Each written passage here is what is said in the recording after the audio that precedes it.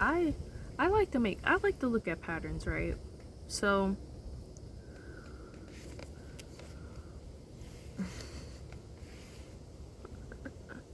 I like to look at patterns, and I know that one day somebody will probably look at this video and be like, "You're just picking on gay people.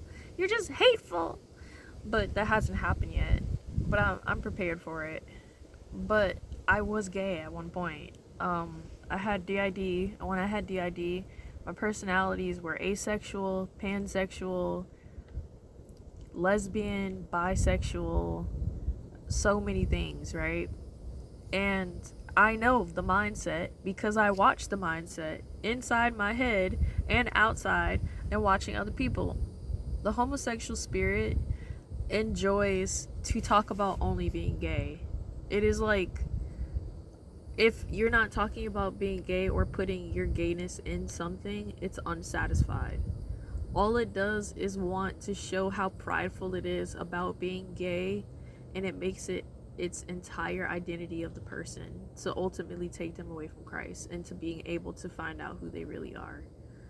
And the issue is, a lot of people think that a lot of people become homosexual by sexual assault or molestation, but sometimes it also just happens from incest within same sex as well as opposite sex, because even myself, I knew that I was afraid of men because I was sexually assaulted so many times by men, and it caused me to, well, I'm not even gonna talk about my testimony yet, but the thing is, sometimes mothers cause their sons to be,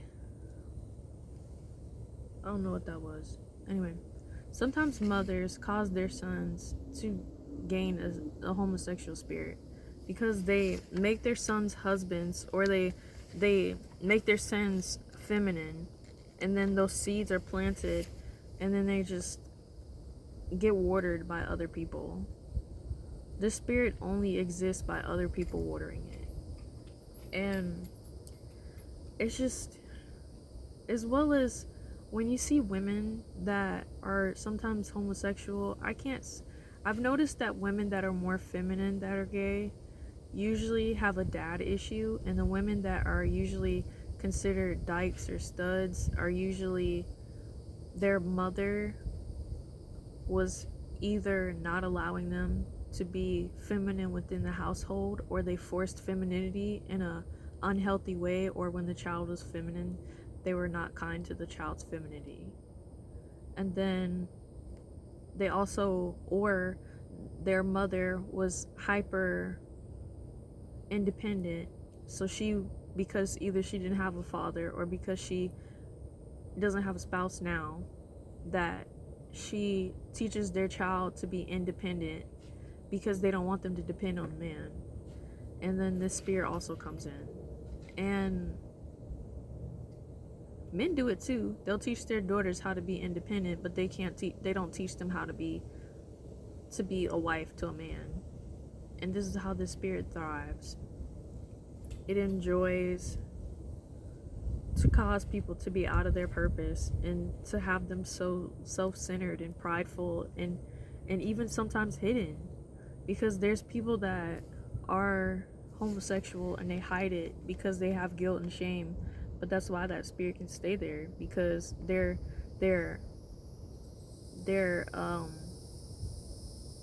families sometimes are religious, not Christian, and they guilt shame and reprimand their child so much that they won't talk about what's actually happening, and they'll retain the spirit. And then once that child has the opportunity to engage with anybody outside of the household, then that's how you get undercover pastors and undercover bishops and women and stuff that end up having a homosexual lifestyle after they leave the house.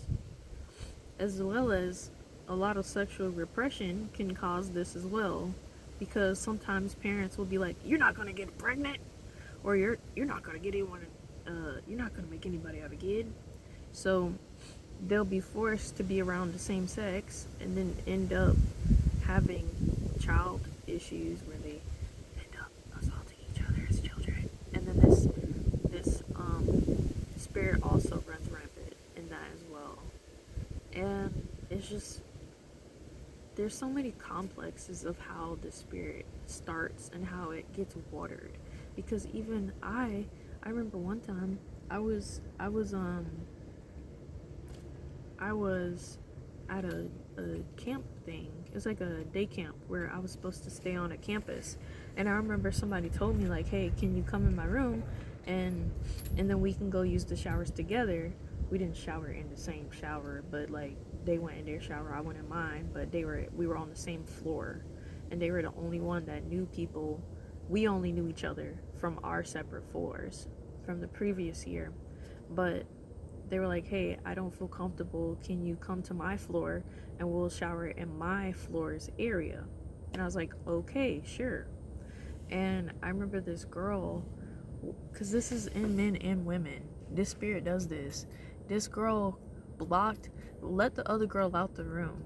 And then she closed the door and just started staring at me like this. She was like,